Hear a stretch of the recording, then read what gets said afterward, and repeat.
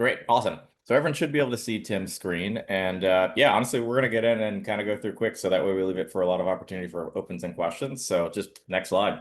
So basically, the big part about why we're here is really trying to like set a framework and just like a tool, provide people with a tool to allow folks to be able to like think about, when you're sitting in your apartment or trying to plan your next outing and sort of even just thinking about where can you hunt. E-scouting is like a critical part of that. And so why e-scout? One, it's really fun. Like I think it's one of the funnest things aside from being in the field that I love doing because it allows me to like not only learn while I'm like completely away from the outdoors, but also it really allows me to like fact check a lot of like what I think is actionable, especially away from like a new area. And so like we'll cover what that means a little later.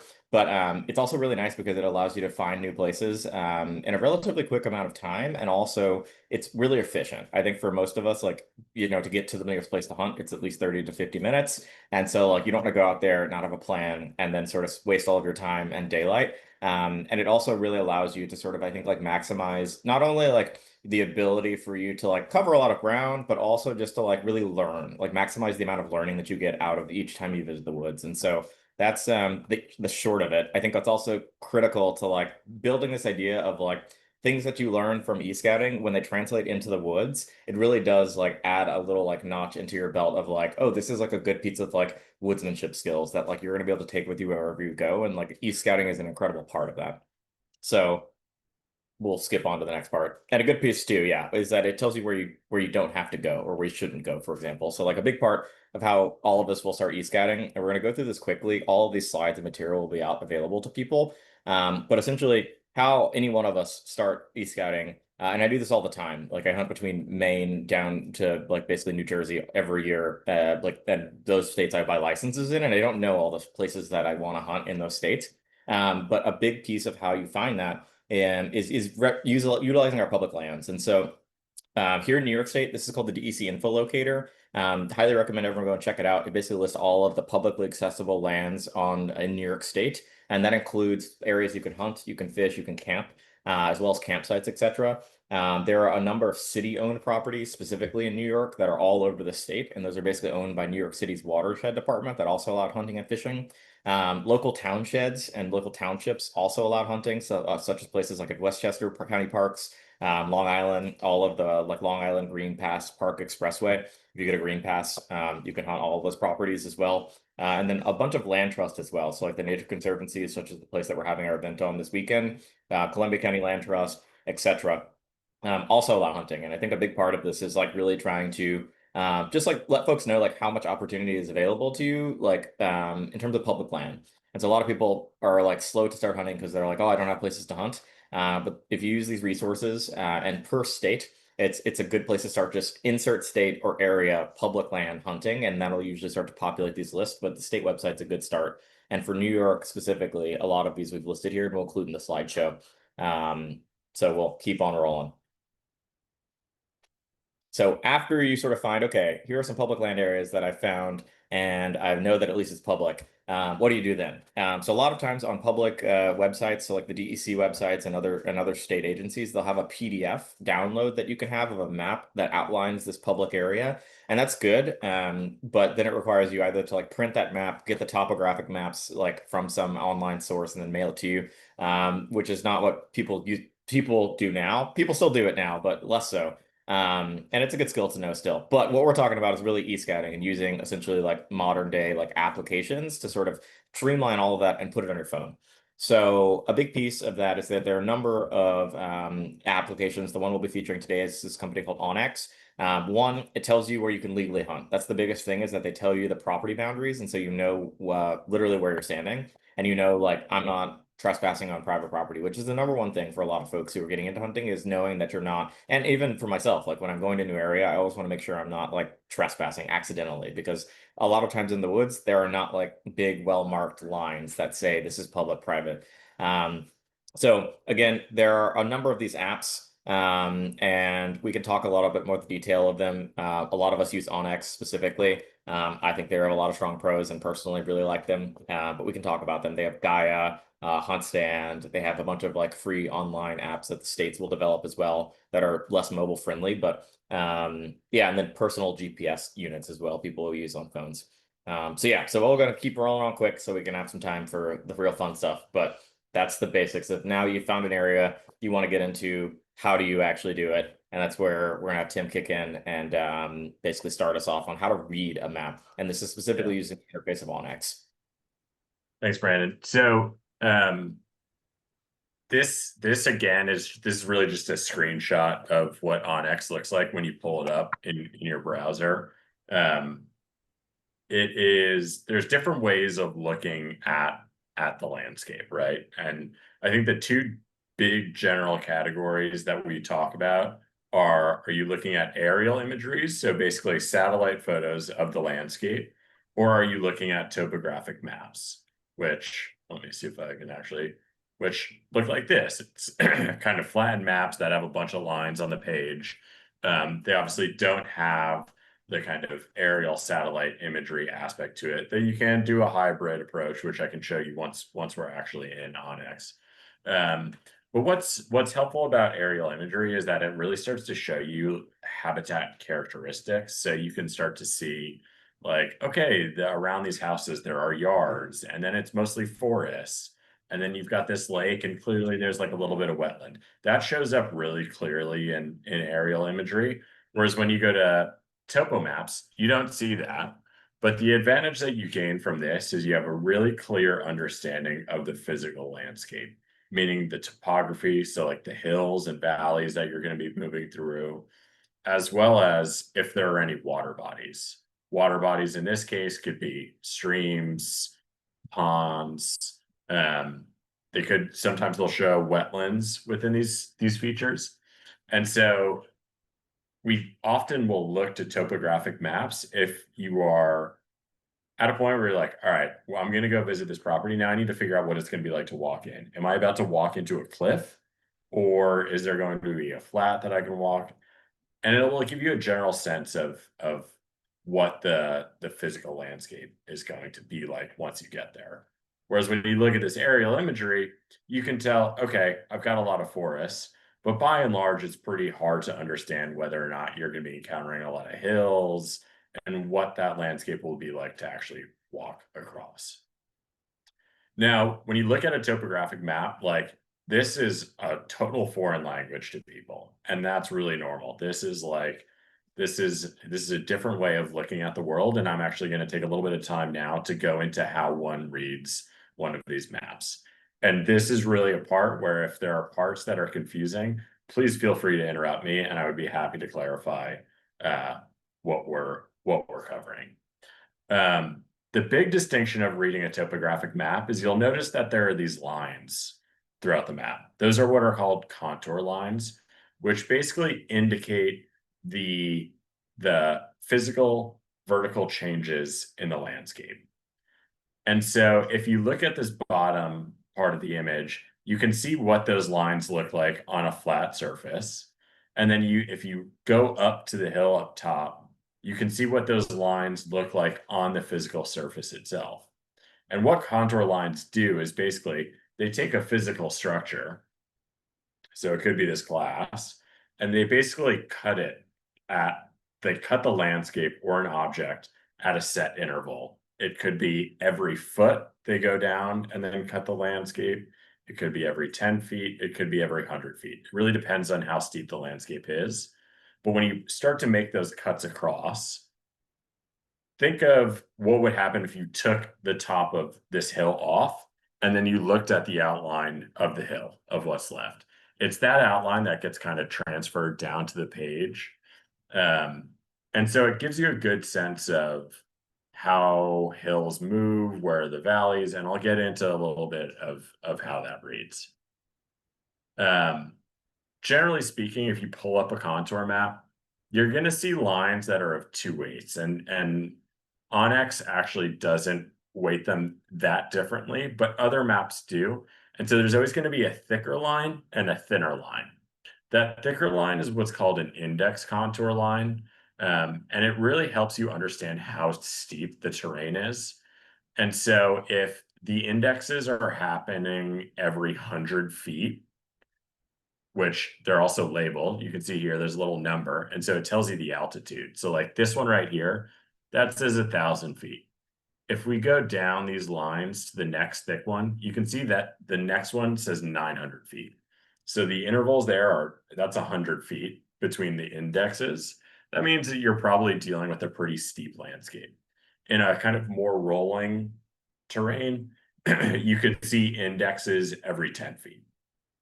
They don't communicate anything else beyond that. There's nothing special to them, but they help guide you at kind of set intervals. The next one are the intermediate contour lines, which are those thinner lines.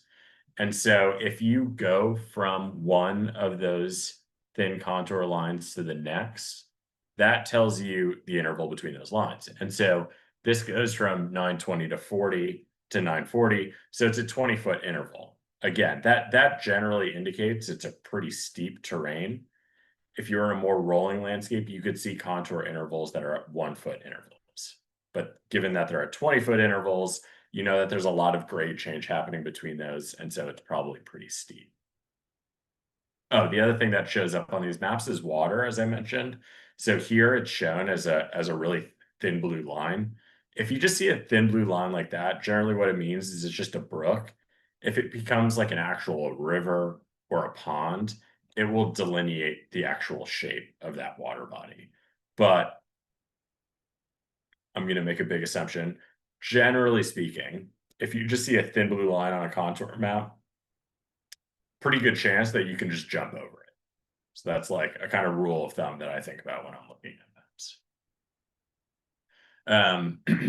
The other thing that's kind of important to look at when you're looking at a contour map is how closely spaced those lines are. Meaning, the tighter together those lines are, the steeper the topography or the steeper the hill. And it makes sense if you think back to that hill being cut apart. I'm going to go back here.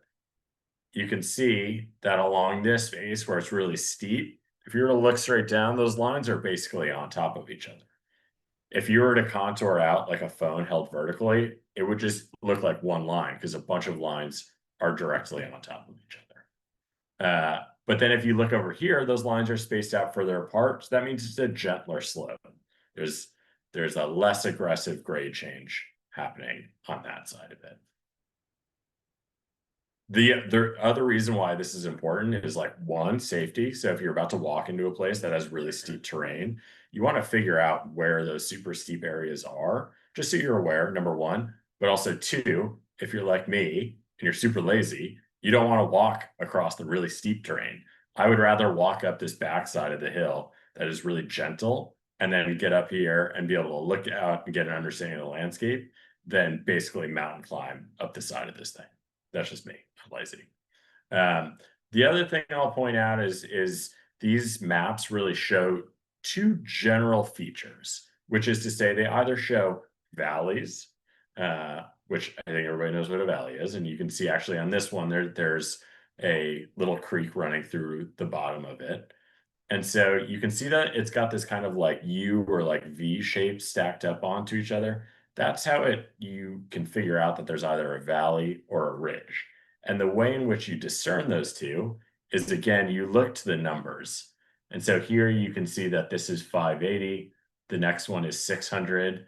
And so that means it's getting lower as you go down. And so that is a valley. The other way to think about it is if you were standing right here on the 580 spot, and then you walk to the next line, up to the 600, you'd be going up a hill, right? So that is like a helpful way of sometimes what I'll do is when I'm looking at those maps, I'll think about like, what if I was standing on that line and I went to the next line? What would that do for me as far as going uphill or downhill? Just as a way of kind of orienting yourself. The other note I'll add is when you're looking at these valleys, and this is true of contour maps generally, is water always flows perpendicular to the contour lines.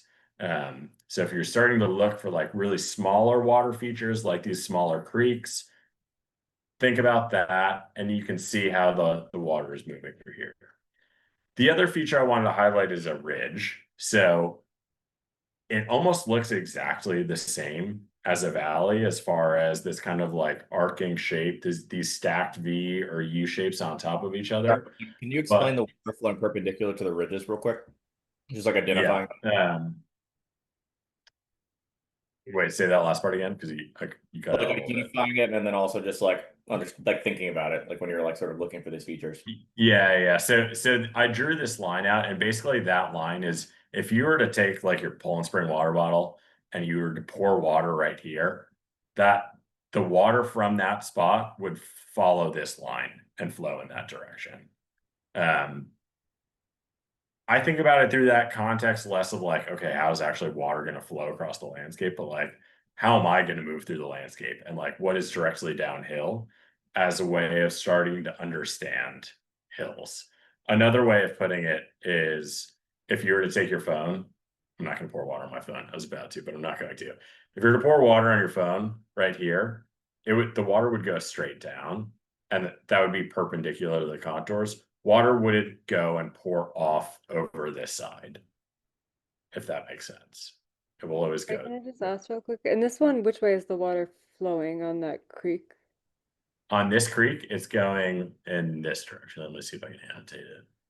So water is moving in that direction.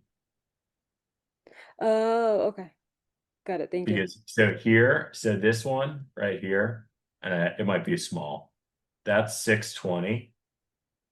And then this next one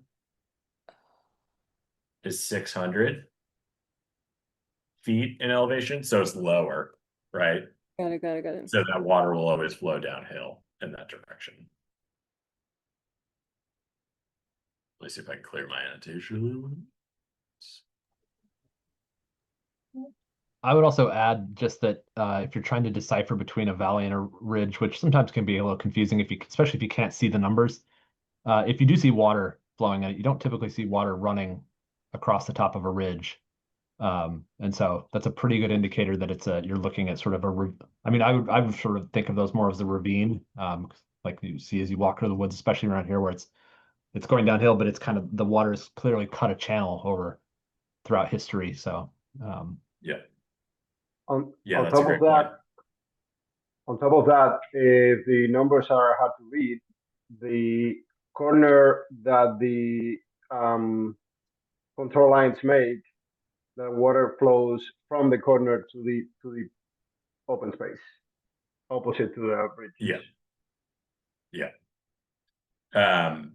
Yeah, and so I feel like this screenshot of a map actually like really articulates this well.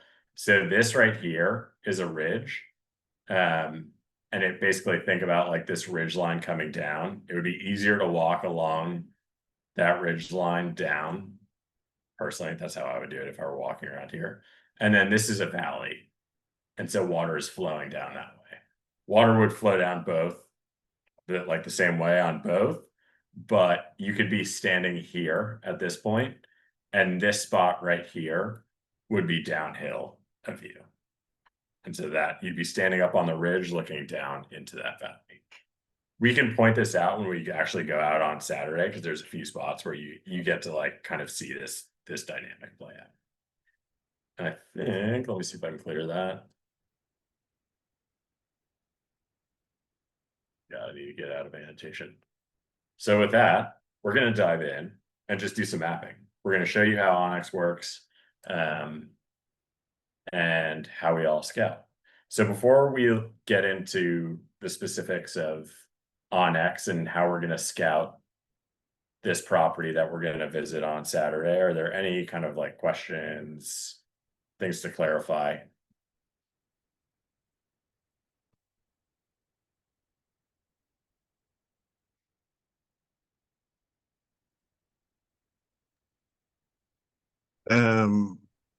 What was I going to ask? Jeez, I forgot already. I'll think of it. All right. I am going to pull up onX and we're going to kind of like just dive right in. Please interrupt me as I'm doing this. actually, let me This is add gonna be real hard. quick too. We're doing this live, so none of us have ever actually been to. I mean, we've been to this property, but never actually in the woods. Yeah.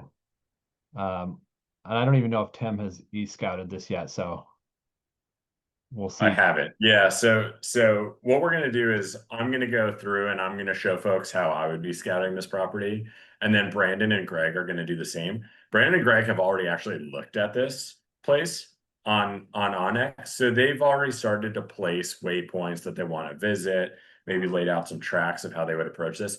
I, on the other hand, have not looked at this in onX, so I'm gonna kind of talk through what's going on in my head as far as how I look at this property. So I'm just gonna dive in and like try to stream of consciousness as I do this, and hopefully I don't go silent. Yeah, and feel free if you want to drop questions in the chat, I can interrupt him too. But yeah, literally anything from like how do you use certain things on this mapping system, etc. Like literally there are no dumb questions, like what view is best, etc. We'll try to cover it too, but like we're also gonna leave some time for Q&As. But yeah, just drop stuff in the chat. Exactly. So I'm just gonna do something really quick, which if you open onX for the first time and you've never used it before, it's going to look something like this. It's probably going to be on aerial imagery. It won't have any data showing up on the screen. And so you need to turn on the data layers that allow you to understand who owns certain properties, where is legal to hunt. And the way in which you do that is you go up here and you can see this button that says Hunt Map Layers. They generally break it out by state. Actually, I guess a new feature is that they have like an all in button. So I turn on government lands, private land, and public access. And that gives you like a rough idea of where you can go and hunt. If we zoom way out, so we're actually zoomed in on the property that we're going to be visiting. But if you zoom way out, you can see that there are fills across New York State of different colors. So there are these kind of like aquamarine, teal, blue colors. And so that indicates state-owned properties. And you can see that when you zoom in at a certain point, it actually has the name of the property there. You can also click into it and it will pop up this window, which will show you additional information. It will tell you what New York Wildlife Management Unit it's in. It will tell you the specific name of the property, the acreage, the county, and some parcels have more information than others. So if we actually go back up, let me see if I can find it, to the property that we were looking at that we're going to be visiting this weekend. So you can see that it's owned by the Nature Conservancy. If you click on that property, it will tell you the owner, it will tell you their tax address, and some additional information. That's really helpful if in the future you're trying to request access on private properties. This will kind of show you where you need to go to talk to somebody about that. But for now, let's forget that. So again, as I mentioned, you kind of open this up and you're going to see your aerial imagery. As we zoom into the site, I mean, you can see it's a whole lot of forest. We're next to a highway. We've got this, what appears to be a huge estate, privately owned property, and then a state property on the other side. And there are fields in that. But within the property itself, there are no fields. There's not much distinguishing the habitat. And so right off the bat, if I'm looking at a property like this, I'm going from satellite view over to the topo map to really see what's happening on the ground. And so what I would do is I would look at how I'm going to access it, which we're all going to, when we come here on Saturday, we're going to go down Lake Bridge Road. I believe it's this one. Greg and Brandon can correct me if I'm wrong.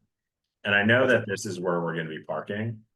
And so what I'm going to do is I'm going to add an onX waypoint to show this is where I'm going to park. If you look over on the right-hand side of the screen, you can see that there's this panel that says tools.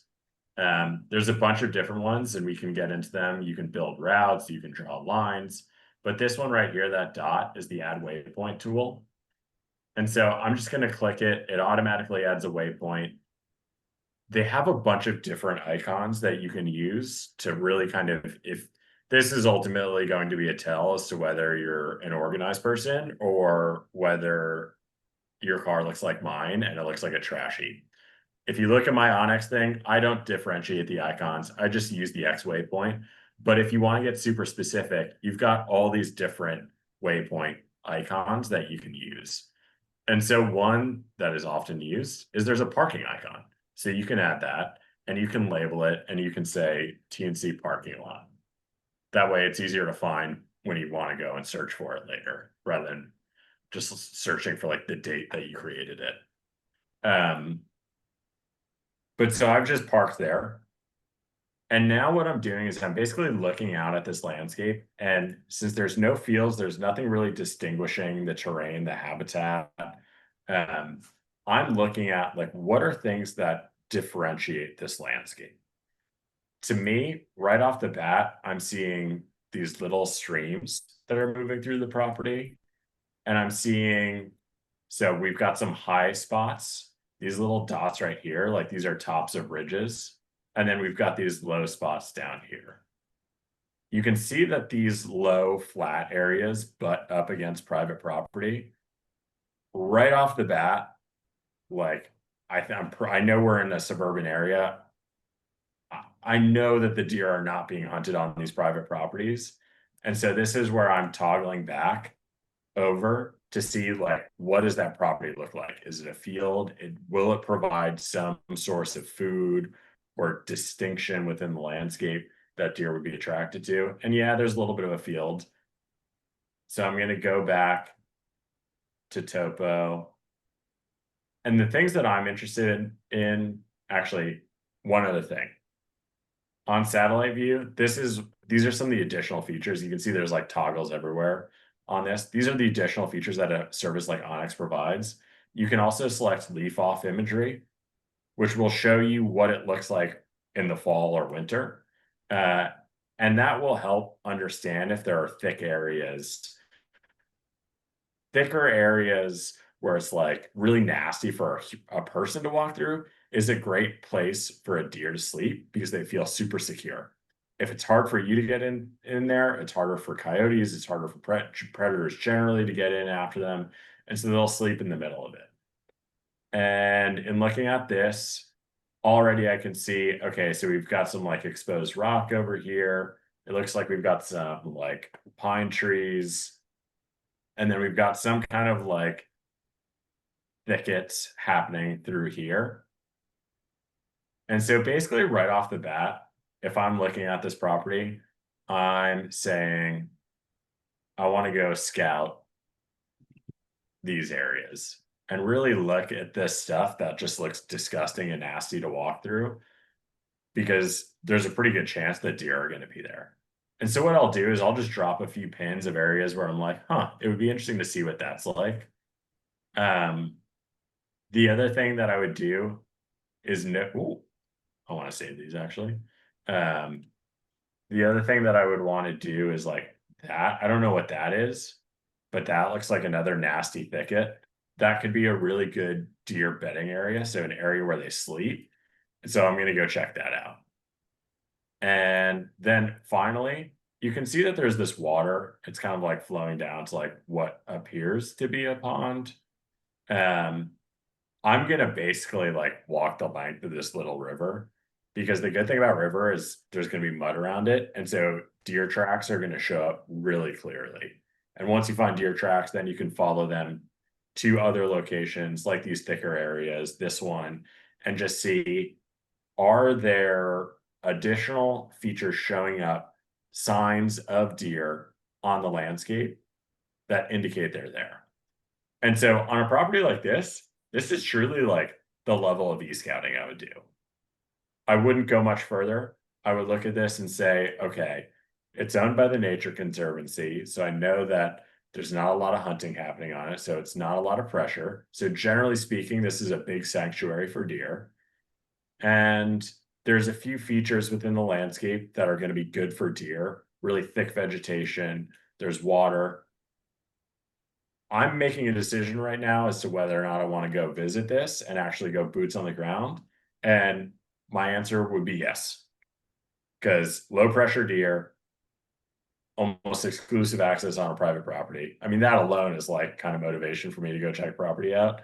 But then you add on some pretty good features in the terrain. And yeah, I think it's like worthwhile to go and scout.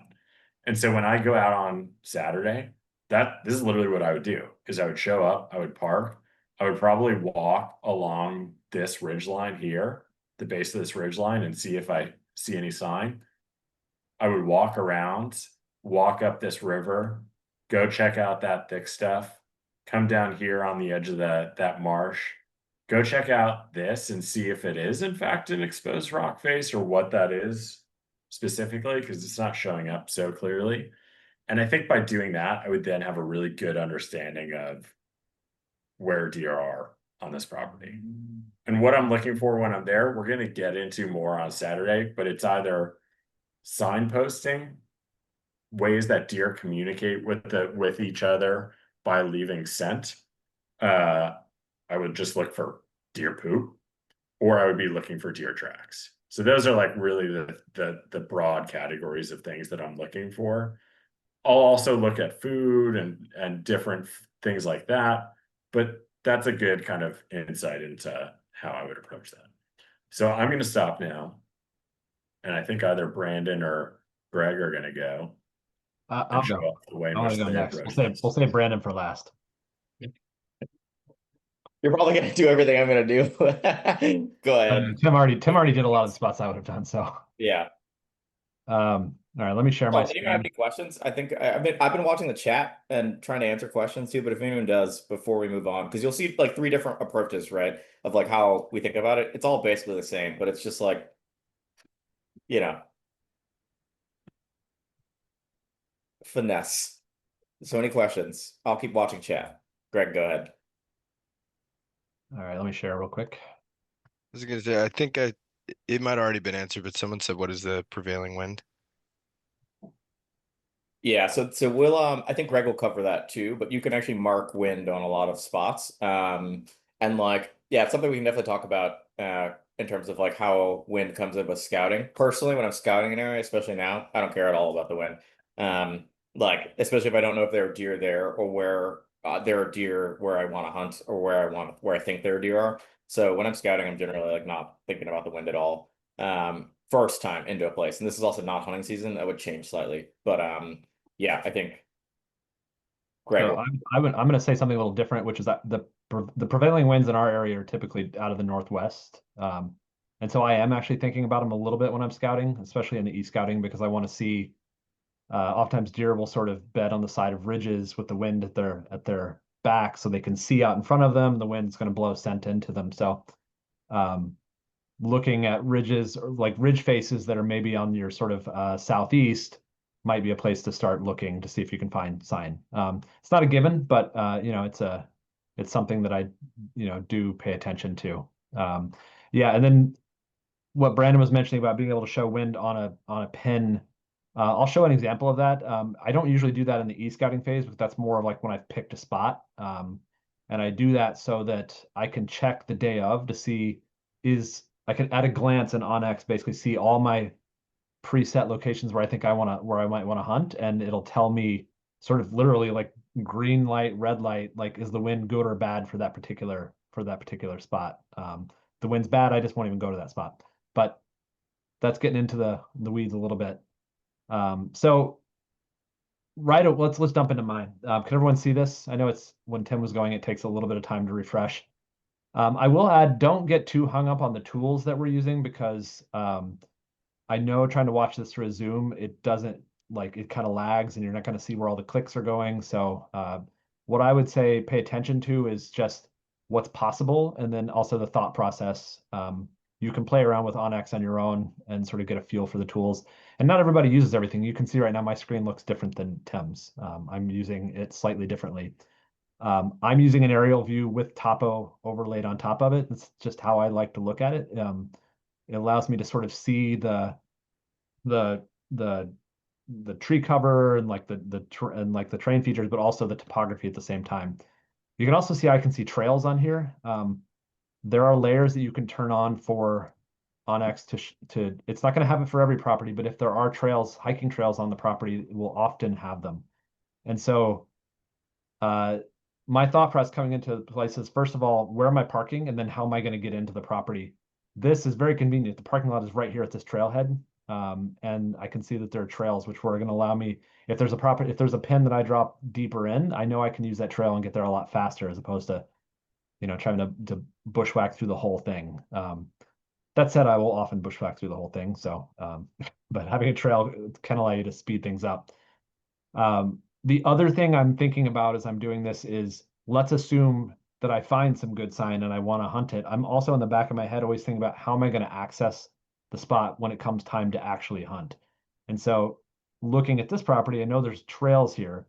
That can allow you to move pretty quick through the woods pretty quietly. You're not going to be stepping on branches, and like trails are typically cleared. I know that, like, let's say I have a spot that's a half a mile back in, I can do that a lot faster on a trail system than I can if I'm sort of trudging through the woods trying to be very, very quiet. So right away, that gives me information about the spot even before I've gone in to sort of look for stuff. My thought process is similar to what Tim was saying, is I'm looking for, I would generalize to say I'm looking for sort of edge habitat. That means like anything where there's either like there's a difference between like either the topography or the plants that are growing in a space. So a very easy example of that would be woods that abut like an agricultural field. Those are typically good places to sort of hunt if you have access to them. We don't tend to have a lot of ag fields that are, well, that's not entirely true. But down in Westchester, you're not going to find a ton of ag fields. But what you can find is edge between like hardwoods and softwoods. So, where maybe you have oak flats butting up against like some evergreens. That might be a place where deer are moving back and forth between, like, bedding into the evergreens and eating the acorns on the oak flats. I will show you a few things before I start going down and breaking this apart. Some of the layers I'm using, again, I mentioned the trails. Some other ones that you can trust them or not trust them, but these are available to you. One is wetlands. You can obviously usually see this, but they add a layer on top of it, which makes it a little easier to see. So when I clicked and turned that on, you can see now that it's highlighted some sort of this little blue area, and it's calling it a woody wetland. This isn't always 100% accurate, so take this with a grain of salt, but it can give you directional information if you're looking for sort of, deer might be, again, I'm talking about edge habitats. The edge of a wetlands is a good spot to potentially go and look for sign. Sometimes they'll bed inside of little islands inside of marshes. Sometimes they're just going there to find something to eat or drink. And as Tim mentioned, you can find their tracks in the mud. The other one that Brandon and I use, and Tim thinks we're dumb for using, is the acorn producing layer. This is also hit or miss, but this will show you where there's basically white oaks and red oaks, or mixed oaks, and I think there's even a red oak in here somewhere, that are potentially dropping acorns. Again, take this with a grain of salt. This is e-scouting. You're using this to get information to sort of set you up before you go into the woods. If you see something where, for example, I don't know, maybe you have like a bunch of things that look really good, and then also there's a whole bunch of white oaks there, that might be a place to go take a look. So a couple of layers that you can use that, and there's tons of layers on here, by the way, so you can go nuts on this. I mean, if you go out west, they have like recent burns and, just all sorts of things. Logging, like when I've used this when I'm hunting grouse in Minnesota, and you can actually look at logging by age of when it was logged. So, this has been logged 5 years ago versus 10 years ago versus 15 years ago. And sometimes you'll find that all the grouse are in a particular recency of when it was last logged, and then that shortcuts your sort of where you're going to go next. So I'll try not to sort of recreate everything Tim had, but if you look at a lot of the spots I chose, they're actually fairly similar. He mentioned some of the thick things you're seeing up in here, over here. Again, I was looking at that as sort of, you can sort of see there's a difference in the tree canopy here. So there's obviously a different type of tree growing here. It's also on the side of a ridge. Oftentimes and this just comes from doing a lot of scouting and hunting, a lot of times I'll see like tracks moving along the edges of ridges. They're not walking necessarily right up top. They're not walking on the bottoms. They're sort of walking just below the top of it. And so I will often look there. where else did I mark? This one I marked because you've got a thick patch of nastiness here with some water flowing into it, and it's up this little gully. Sometimes you'll see the deer moving up sort of the sides of these gullies. So it's a place. I mean, the thing that I was interested in was this, but I was curious about sort of this. Were there any sort of travel corridors along this gully here? I also flagged the same river that Tim called out. Don't know the size of it. It looks like it's probably pretty small, but you can usually find places where either they're crossing or they're going consistently to get a drink.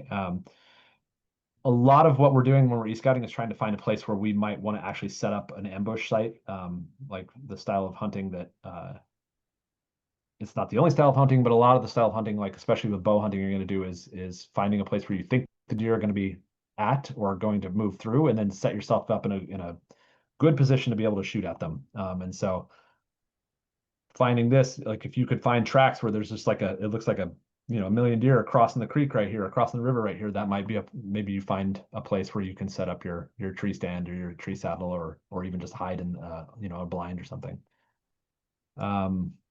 Similar down here, I was looking at this sort of waterway, and we're getting close to the edge of the property. And so this is Westchester County. I expect you probably cannot hunt this, but there may be, this looks kind of thick in here. I don't know if they're mowing it.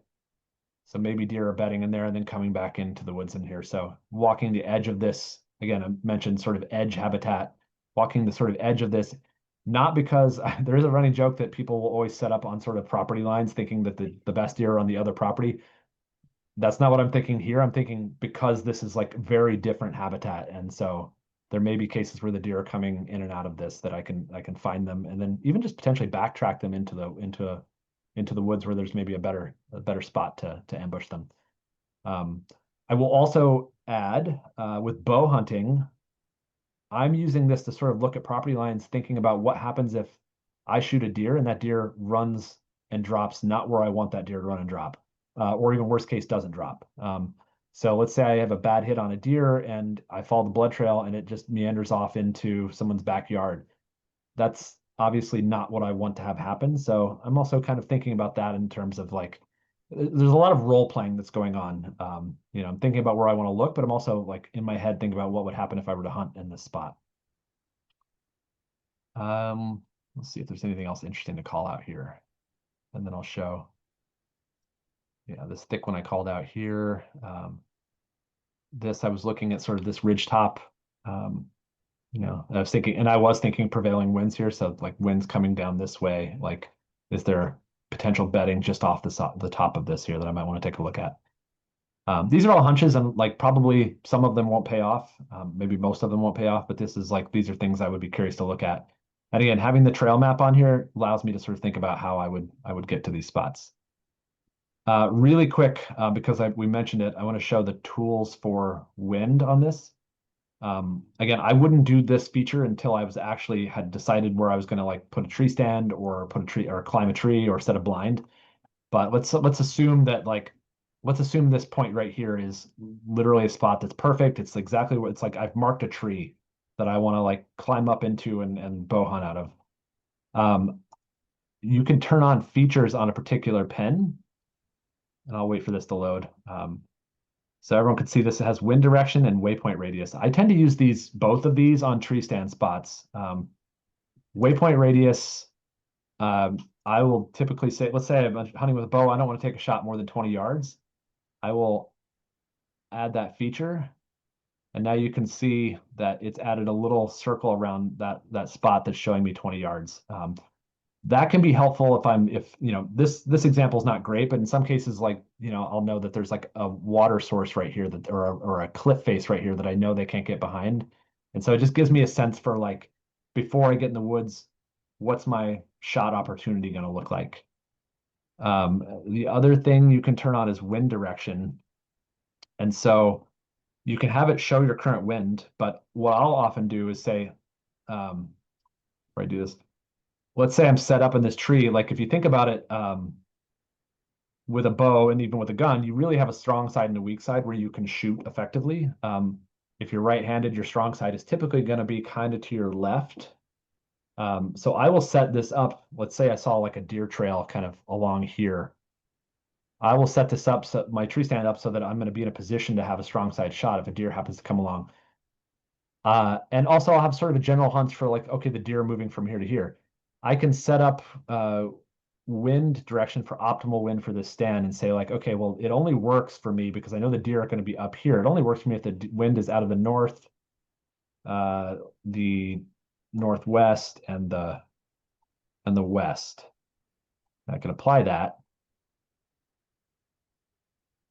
And then it will show me right now the wind is out of the south, and it's, you can see that it's 1 degree, it's 1 mile per hour out of the south, and it's red. Probably this is not based off of what I just said, this is not a good this wouldn't be a good spot to go hunt today.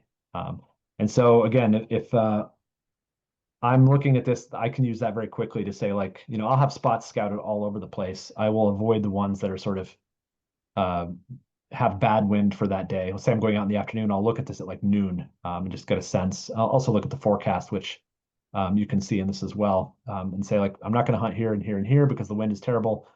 The wind's just going to be blowing right to where I think the deer are coming from. So there's just no point in me even sitting in that because I'm just not going to see any deer. I'll go to the spots where this is green and I know that it looks good. Again, you have to take that with a grain of salt, and you have to have boots on the ground because sometimes the number of times where I've had a forecast tell me that the wind is blowing 15 miles an hour out of the northwest, and I get there and it's coming out of the southeast.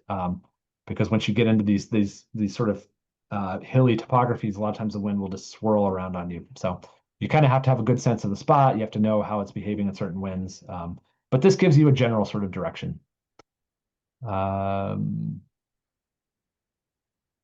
Yeah, I think that's all I've got. So I think you're going to start to see, probably, I'm guessing Brandon's pins are going to look similar. But the other thing I will add is,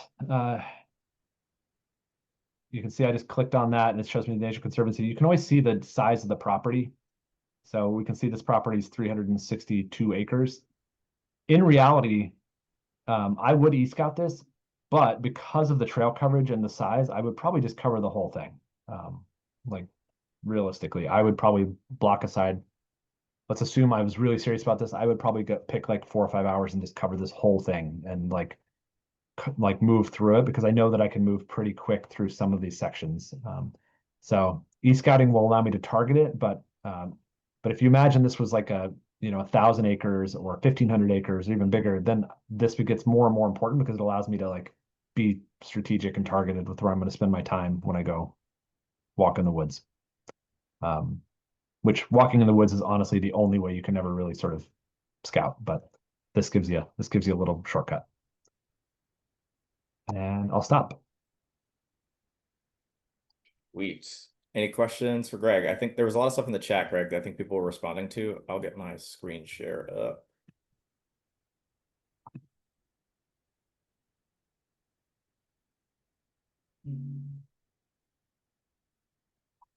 Can people see my map? Okay, sweet. Okay, so I'm gonna go through this kind of quickly since this will be the third time people have seen it, but it's funny actually because seeing 3 different variations of like, oh, we actually approached it kind of differently. So I'm starting off with like one of my favorite views just when I'm looking at any map, pretty much anywhere, because oftentimes when I'm looking for public land in an area, or maybe not even public land, but just looking at like where are some woods and green spaces, I'd like to kind of see like what is stuff in relation. And also like as Tim was saying, this is a private property, so it's not going to be hunted that much, which is nice. Sorry, just reoriented on me, so I'm going to refresh that. But the nice part about this is that basically it just lets me really easily see like, oh, what are some other big like potential corridors where animals are crossing through. But my favorite view is actually the hybrid. So this is pretty much what I'll use all the time after I kind of get a sense of like, okay, this is where I'm going in. First thing I do though is I really then start to look at where is access, and I'm thinking about this as like as if I'm hunting like on a piece of public up in Westchester. So I was sort of approaching this with the same idea that like I don't really know how many people are hunting here. I think actually there is a like a hunting game club or something that hunts this. I think Sarah will tell us about it, I guess, on Saturday. But either way, I was like, look, I'm gonna hunt it and scout it like I would normally scout a piece of a public somewhere. And so for me, the first thing is I basically marked all the access points. And so one thing too that's cool about onX is that I just did this like, I don't know, an hour or two ago. So you can actually take and add in all of your mapping points and actually put them into a folder that then basically you can hide. So it's kind of nice if you're like trying to run a demo or you're trying to like get a sense of an area before like you go somewhere and you're like, oh dang, like I have places where I've gone and like the pins look like this, and it's just really not helpful for when you're trying to reassess or try to get a good sense of an area, or trying to get a sense of how someone else would approach it. And so it's kind of nice to be able to remove that. So basically, the first thing I did was really just drop access points, and all of the A's that I drop in red. And actually, Tim was saying I'm actually I do use a lot of the like sort of different access points and stuff. I think it just helps me keep it clear. So I basically went through and was like, where are all the trailheads? And where can people basically enter into all these trails, and where can I enter into these trails potentially? And so all of them in red are the ones I know for sure are legal parking lots. The stuff in blue is something that I'm like, before I even put boots on the ground at a property, I will oftentimes look at where is access that is like not quote unquote marked. So like right here, this is a road that is not a private road, because unlike the road here that I tried to mark that says private road, where I was like, this would be a great sneaky access point to get into this piece of property that is much farther away from all of the pressure. And instead of having to hike, like, you know, what this is, I don't know, maybe a mile and a half, 2 miles, I can just park here and walk in. Because I think a big thing with scouting, like, at least how I think about it, is like, I'm not really ever going to hunt. Like, I might scout this entire thing, but I'm never really going to go back and hunt here, like, consistently. Like, we were talking about this earlier. Like, I'm probably not going to hike more than like a mile or two to like bow hunt in Westchester. It's different for different scenarios. And if you like really have some crazy, like, situation, then maybe you're like, yeah. But for me, I was kind of like, okay, what's like something that is going to give me access that I think other people and or the deer are going to find as a sanctuary? And so I marked all the access points. First thing I'm going to do, and probably on Saturday, I'll drive by and be like, is this road accessible? Can I just literally pull off on the road here and get into the property? Because even though there's no trail here, this could still put me in a pretty nice area that like I'd be interested in seeing. It is much nicer, as Greg was saying, to come on trails because they're much quieter, but especially when I'm first scouting, I'm not as concerned about that.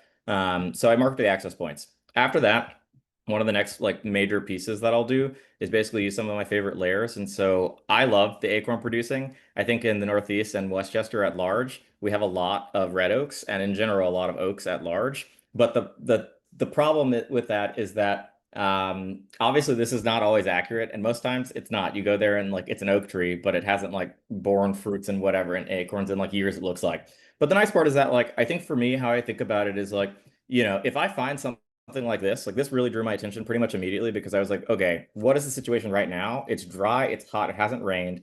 And like if I was a deer, where would I be looking for? Water and also security cover and food. And so for me, I was like, cool, this little like random oak stand in the top of the property behind this person's open field with some potential water. That looks really interesting to me. So I dropped a pin on that immediately because I was like, that looks cool. It's away from trails. Like usually I would not try to set up anywhere between like 100 to 50, 150 yards from a trail, even if I'm on private, because it's like people can still walk it and the deer may or may not care. But sort of how I think about it. So I was like, okay, first thing I want to do when I get there is I'm going to drop a map and say, is there water in this creek? If there's no water in this, I'd be like way less inclined to continue to even go down this trail. I would probably just for curiosity, because I also want to see like how thick is all of this next to the highway. So like this is some place that no one is really going into aside from probably deer. And like if this is where a lot of the human traffic is coming up the side of this trail, even if they're not hunting, like if I was a deer, if there was some food or some water or something that was good coverage, it'd be a pretty good spot to be here. Because like this is obviously very looks great, and I would like to see this too. But I was kind of like, let me look at like edge habitat that's a little farther away from where people traffic would be. So I dropped a pin here, basically just to say, can I even walk through this? And also, is it like so thick that I'm able to get through it, or is it so boggy that I'm able to get through it? Because if it isn't, then that's kind of a good thing in my mind, because I'm like, okay, great, deer might be using this in some way, shape, or form. So I'll put on the wetland, same deal as Greg, and basically would say, okay, there's some edge on this side. So I dropped a pin here. I'm going to check and see if there's water. And then what I was sort of thinking about is like this initial feature is what caught my eye of like all the places on this property, because first what I did is I looked at where are some edge habitat on the outside of the property that are going to basically be like fields or food that would draw deer out at night. And so I'm like, great, they're probably going to go to people's yards and eat in grass, or they'll be on like some other type of oak tree. And if they have something that aligns those two or three things with water, I was like, that's interesting. and is also like accessible-ish, but also kind of off the beaten path. So dropped a pin here, and then I was kind of thinking, okay, well, they've got some edge habitat basically between these like woody wetlands and also some of these like hardwoods, and then there's this little knoll here. What I kind of liked about that is that one, it's a potential spot for a bed. So I was like, all right, if I was like a buck like that, I want to sit with like a prevailing wind and also being able to look down this creek on edge and also like have complete control over what's coming behind me because I can either hear or smell because it's very close, or basically have vision down into the creek that I know I'm going in to feed at night. It's a pretty likely and good spot with all the convergence of all these different types of edge habitat and different types of tree habitat with food potential here. This is a guess, right? It's all a guess. But I was like, all right, let me continue my loop. And I was like, now what I did was basically looked at the deciduous versus coniferous layer, which again, it's not great, but it actually identified, if you looked at this is the same pocket that Tim had with the leaf off. So basically, this is a bunch of pines, and I was like, great, this is a really hard, really distinct edge. I put an outline on it. So basically, there's a shape that you can basically add to like, I just wanted to help make it easier for me to see. And I was like, great, this is a huge coniferous little piece in this. And also, it's about 100 or so, maybe 150 yards or so from trails. I checked that before I dropped that by using this little like line marker. So basically you can drop the lines. So I was just like, let me see what the distance between this was. Here we go. Yeah, so I was like, how far is this place from a trail? So yeah, I'm looking at like 185 yards basically. And I'm not really focused on this side next to the trail. I'm really thinking like, what does the transition point look like in the middle of this thick, nasty stuff that's away from trails? And so I was like, okay, I'll drop a pin here and go and walk this outer edge to finish my loop out to also get a sense of like maybe there are deer that are bedding in here coming off this ridge at some point to either go and feed here or to the other side of the property. One thing about this app, this layer I don't like is that it makes your map really clouded. So I'll pretty much only have the acorn producing stuff on and then toggle that back and forth. So essentially, after I did that, I was like, all right, well, let me complete my loop. I'll like go down and basically, again, just like drop down onto the side of this ridge, kind of what Greg was saying, and then basically use trails to get myself back to like the main area where I wanted to then go and check out. So like for me, the main pieces with like this big corner was like, I think there's a high likelihood that there's likely some food in this field or some draw to this field because it's a hugely different habitat in this little area. It's undisturbed. It's really nice. If there's water there, I can almost guarantee there's going to be deer there. If there's not water, less likely. But if there is a white oak and there's water and there's undisturbed habitat, I'm like, that's great. And also the access isn't too bad because you can basically use a trail to get off of this. And I think the only other thing that I would have done, which I'm not entirely sure, like Saturday we can see, is like I drew this other yellow line to access it to find out like, can you traverse through this outside in case the wind was bad? So if, let's say you had like a wind that was, and this is the south wind, like what's the access like if I wanted to approach it? Like, you know, coming from the north or something, like could I theoretically park off the side of the highway and then cross in? I don't know, maybe. But I kind of just wanted to get a sense of like what and how thick this is. So that's just like the northern section. Then I was like, okay, let me basically draw my loop for the southern half of the property, which sort of the same principles, essentially trying to think about like access and what areas are going to be sort of like sanctuaries for deer. So again, this access point I like. It's kind of sneaky. It's like a public road that you could potentially just drop off of, have no one else coming onto a trail because as you all soon find out, like deer, especially on public properties or properties where they know they're being hunted, they like really they monitor trails and they put themselves in situations where they watch and know when people use trail systems. And so like because of that, basically I was like more inclined to be like, okay, I would definitely want to come and see this. So maybe I'll park down here at this bottom access, get into this little trail system, and then drop off of it.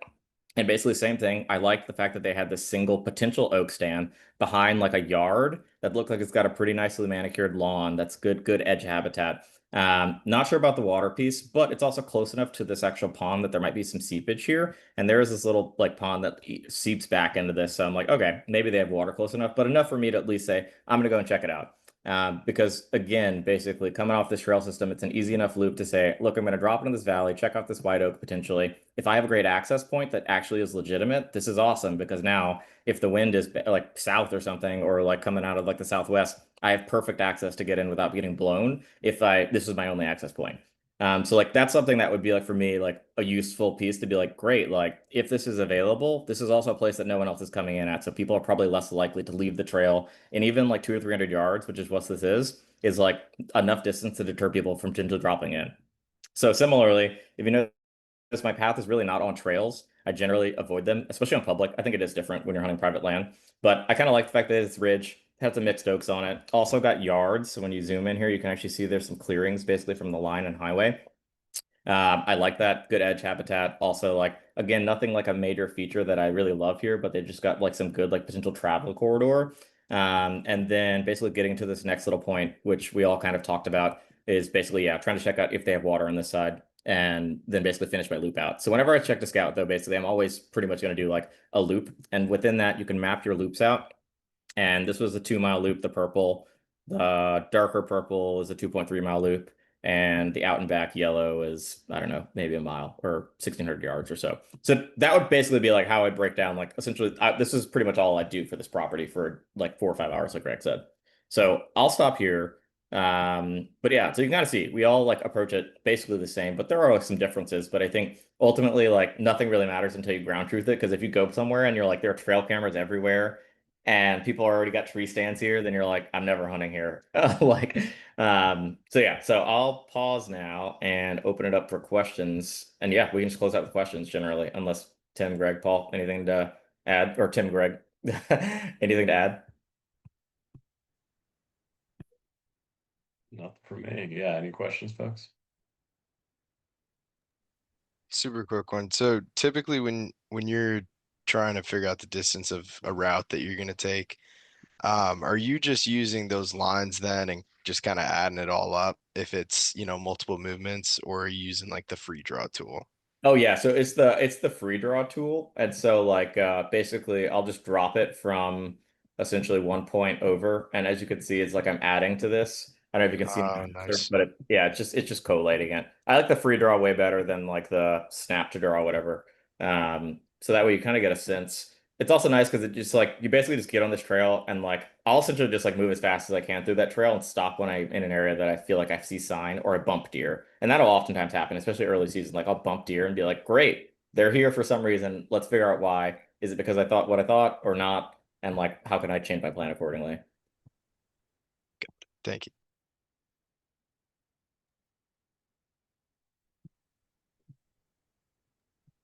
Yeah, good question, Eric. So just want to point out one quick question in the chat from Eric was he asked what bumping deer means. It basically means deer will often bed down during the day or they'll be walking around, and if you scare them and so they start running off, that's what we mean when we say bumping deer. Basically, they know you're there and they've kind of moved out of where they would normally be if you hadn't come along.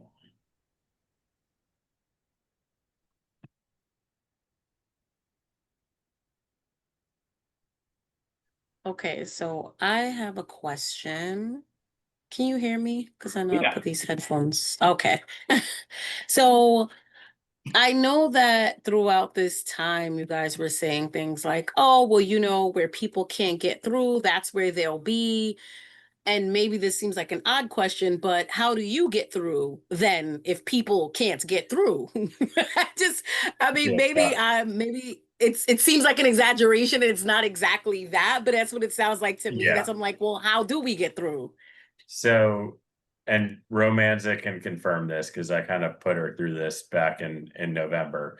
But sometimes you're walking through the landscape and it's miserable to walk through. There can be like a lot of thorns. You can start getting caught by those thorns, and you're like, if I weren't trying to chase a deer right now, I would not be walking through this landscape. And in fact, I would do everything possible to avoid it. I think that's generally what we mean when we say like people can't get through it, is it's just like really nasty to get through. Um, you can get through it. It just kind of sucks. But sometimes Yeah, that's you'll find that most people tend to not, even hunters tend to be kind of lazy, and so um, it's not that they can, it's just that they just don't want to. And so um, if you're persistent and can get into places that other people won't go to, then maybe you found the spot. Maybe not. Maybe you just have a miserable time walking through thick stuff. That is a really important thing that I do want to bring up for Saturday. We will be going, even though there are a lot of trails here, we will be off trail. So make sure you're dressed accordingly. Ticks are extremely bad this year and every year and in Westchester. So wear long pants, socks that you can tuck your pants, your pant cuffs into. I tend to wear a long sleeve shirt as well and a hat just to cover myself up, and we will have some bug spray with this. But if you have stuff you like, feel free to bring that as well. There is another question about, are you allowed to manicure trails on the approach to your stand site? So there's That's a great the question. simplest answer is it depends. So if you're talking about private property, ultimately what that comes down to is whatever the landowner has allowed you to do. So some landowners could feasibly allow you to prune branches, to clear some parts of the woods. Other property owners won't let you do that. As far as what comes on public land, my general understanding is like you can't be pruning. Yeah, here you go. Yes. So DEC does not allow you to cut anything. New York City land, DEP allows you to cut shooting lanes up to a certain size of branch. So you're not cutting down trees. And a shooting lane for again, Romanza had a good point about needing a glossary. A shooting lane is basically clearing out a path for your arrow or your bullet to go through where it's unobstructed. So again, to Tim's point, if you're on private land and you have permission, you'll get up in a tree and maybe cut cut a few branches out of the way where you think the deer are going to be, so that you don't have to worry about your arrow deflecting from hitting a branch. DEP, so New York City watershed land, which there's a bunch of it in Westchester. They do allow you to cut shooting lanes, but I don't remember the exact size, but it's a relatively, I think it's less than an inch or something along those lines. DEC does not allow it. But you can get creative. So I tend to have paracord on me. Sometimes you can tie a branch to another branch to kind of get it out of the way, and then just, get that, then like when you leave, cut it free. So you're not cutting the branch, you're just kind of parting it, moving it out of the way. So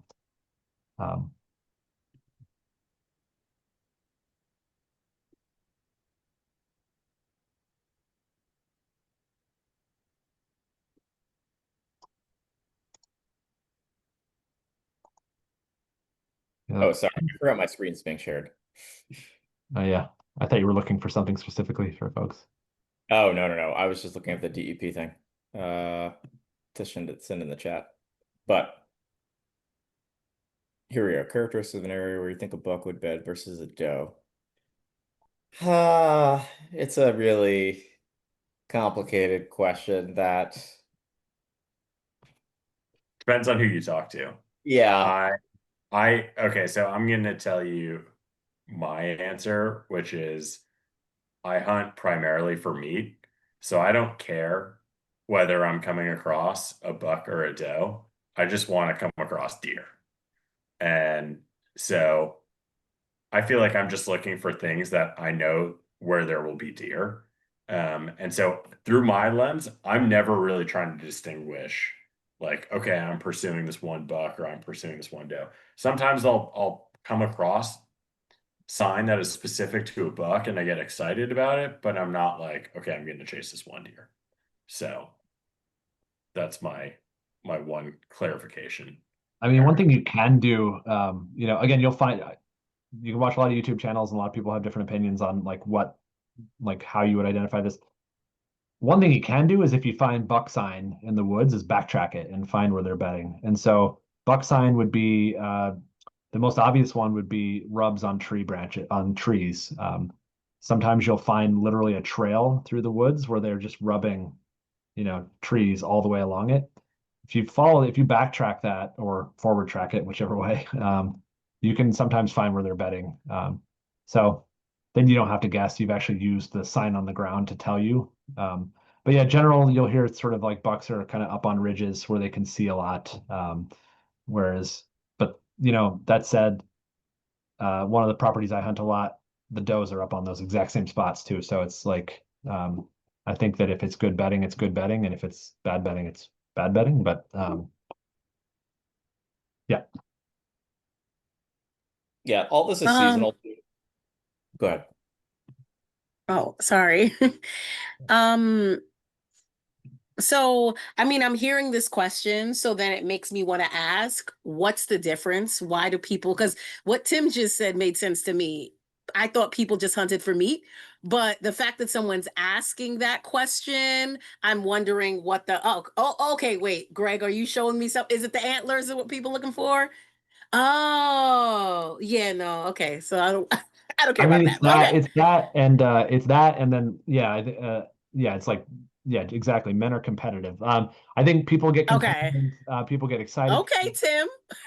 Um, it's I mean, it's also for whatever reason, and I think this is feels objectively true in my experience. Like shooting a buck with a big giant antler rack is a lot harder than shooting a doe. I don't know why that is. Maybe it's because they were smart enough to live long enough to get that big rack, and then they've just learned how to not get, maybe they're inherently risk averse in their personality. And so I think it's a challenge for some people. It's a trophy for some people. But yes, they can have, yeah, that's true. Although you can find a really big doe that has a lot of meat too. So, or just shoot 2 does. But yeah, I also don't distinguish, but I'm not gonna lie and say I don't get excited if like, a giant buck comes through that like, you know. Okay, got I think it. just because it's more, maybe it's a little more rare. Like you see does and fawns all the time. You don't see the big giant bucks. So, but if you do watch a lot of hunting media, whether it's on YouTube or whatever, most of it is focused on big buck hunting. Like that's like people go crazy over it. Like they name them, they watch them on trail cams, they make up biology that I don't think is true, where they feel like they know the age of the deer just by looking at its trail cam picture. Like people go crazy on that stuff. So And there's I nothing wrong with I it. yeah, building off of that, I mean, yes, there's like the prize of the antlers, but I think what Greg said earlier on is like if you are chasing like an older, let's say like a really old buck is like 5 years old. If you're chasing a 5-year-old buck, they've done a lot, they've learned a lot over their life to get that old, and so they are super elusive. Some people just love the challenge of it and like pursuing a single animal that has proved to be so elusive, and they feel like they've like really, you know, experienced a huge accomplishment if they shoot a deer like that. On the converse side too, just saying that there are people, actually Tony Peterson, one of them, who has gone on a quest to basically equivalently hunt like the oldest doe, like the mama nanny doe of the pack, and he hates hunting does. He's like a legendary big buck killer on public land, but because these old does that are also caring for young have the same, if not equivalently more, in his mind, elusiveness as an old buck. And so I think it is just like it's easier to identify them with antlers, but also like an old animal, as Tim said, it's just got all the hunters before you who have it's tricked in its sleeves. So it's like it is fun. But if you're seeing deer though, more often times than not, you're gonna start seeing bucks. So it's like Yeah, I think the easiest way to find them is to find does, and then during the rut, the bucks are chasing the does around. So the rut being the breeding season for white-tailed deer, which is typically the first couple weeks of November.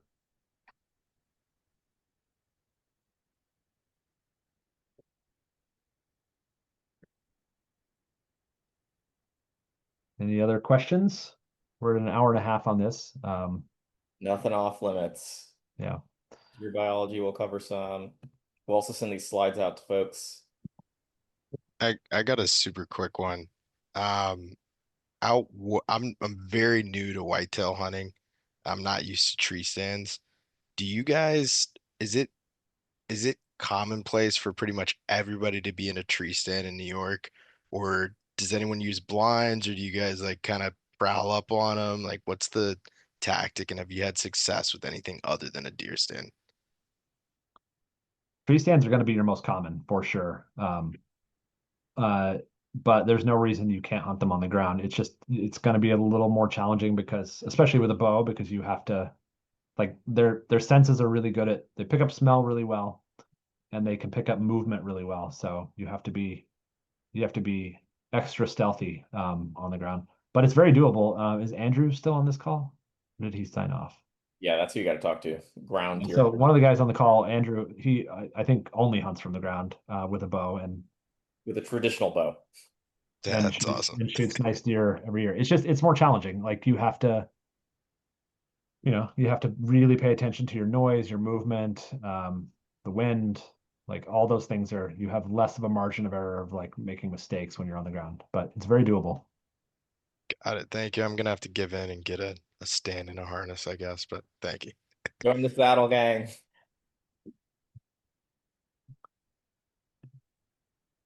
There's Sweet. a property in Westchester that I bow hunt sometimes, and I've seen, irritatingly enough, like still hunters with trad bows walking through, usually at the worst time of the night, like I'm like busting through like deer bedding at like right at dusk. I'm like, ugh. So, but they're trying. I'm assuming they succeed. It's at least, or they just like to suffer. I don't know.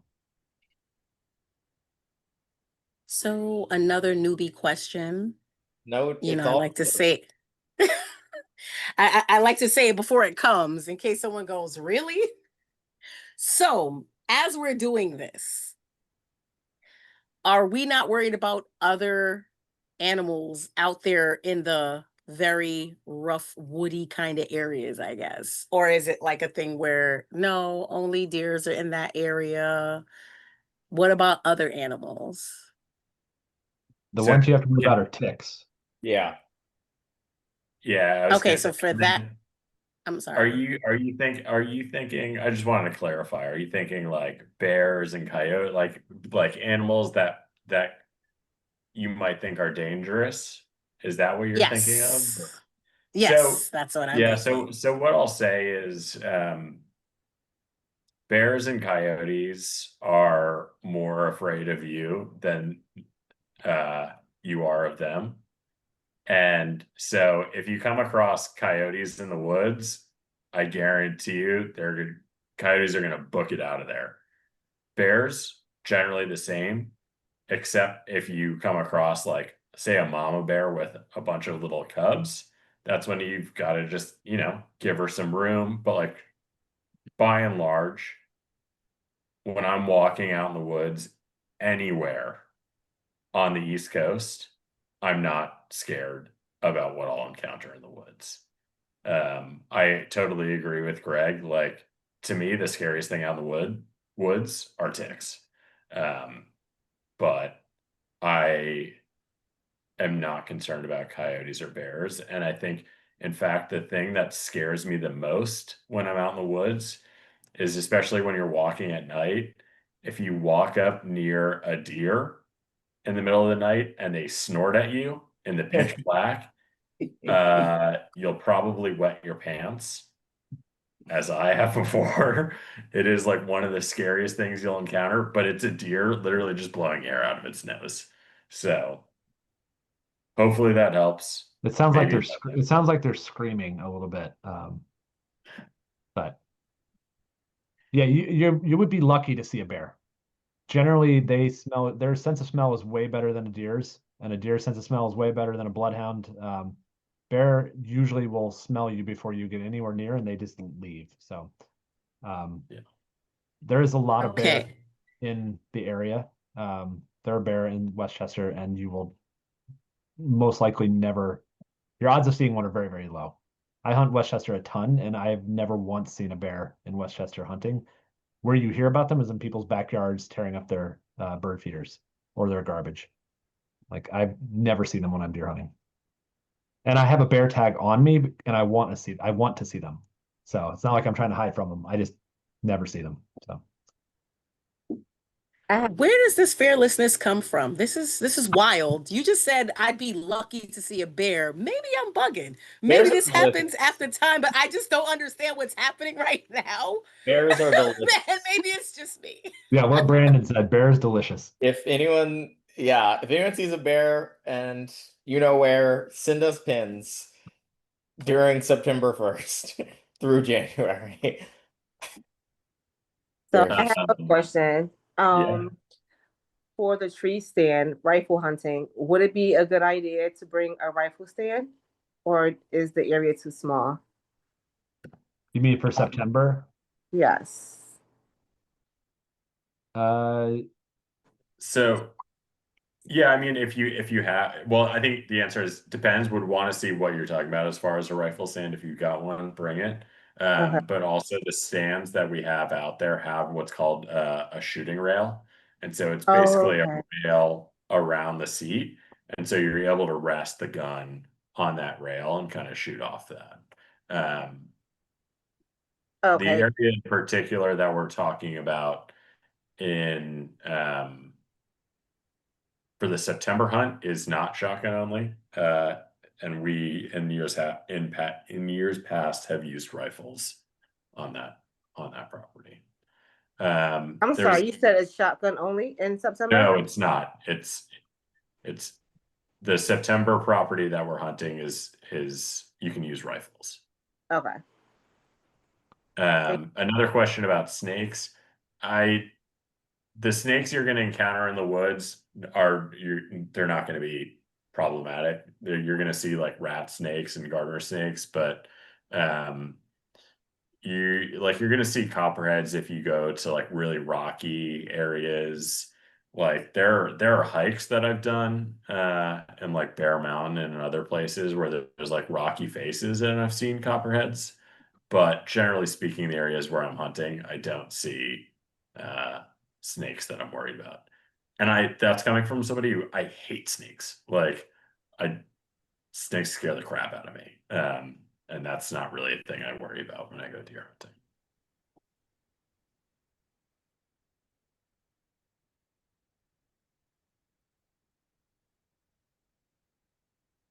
All right. Unless there's other questions, I think we'll wrap it up. Thanks everyone for sticking it out and staying late. Everyone. Yeah, if you have any questions before Saturday, feel free to reach out to any of us and we'll get back to you as quickly as possible. Again, as a reminder, carpool if you need a ride. That Google sheet has, last I looked at it, had a bunch of people who were willing to give people a ride, so don't be shy about reaching out and asking someone for a ride. And there is a train that goes from New York City. I think it's on the Harlem line that goes to Mount Kisco. And you can take I think it's probably a 5-minute lift. Maybe it's 10, I don't know, from the train station to the trailhead. So that's an option as well. Dress for ticks. I'll say it again. Just don't want to get Lyme disease or any of the other things that ticks can give you. It's miserable. Yeah. Bring a water bottle. Yes, and- water. Yeah, water bottle, sunscreen, and then yeah, we'll also we're gonna give a feedback form probably after the entire event, maybe after this one. But yeah, keep this in mind, I guess, within that too, if you went to this and Saturday, so we can get feedback to make this better for next year. So thanks everyone.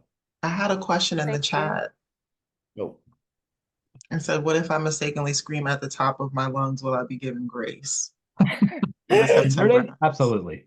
absolutely. That's the operation. Grace always. Okay, thank you.